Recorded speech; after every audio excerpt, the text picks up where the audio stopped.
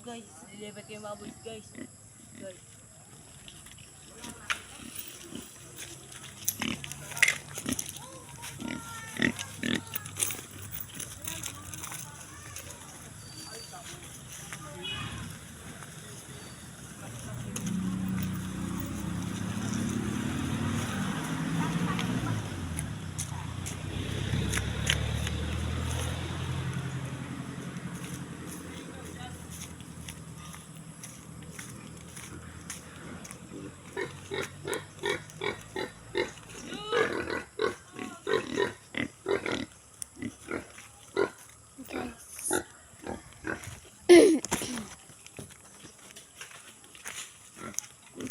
Sige mo, doon na nasabit na ako.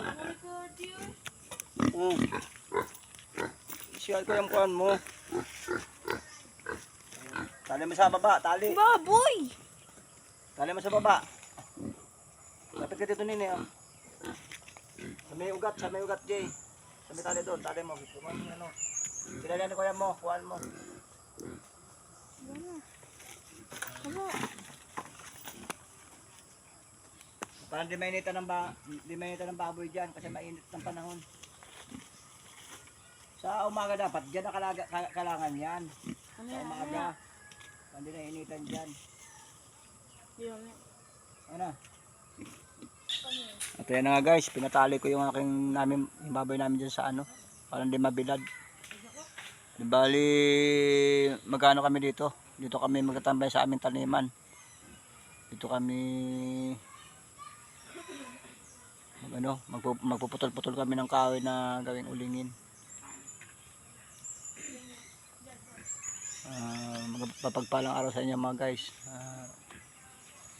At dito kami magluluto na rin. Kasi sa bahay napakainit ng sa tanghali, mainit sa tanghali. Yan guys, yung mga aming tanim na saging.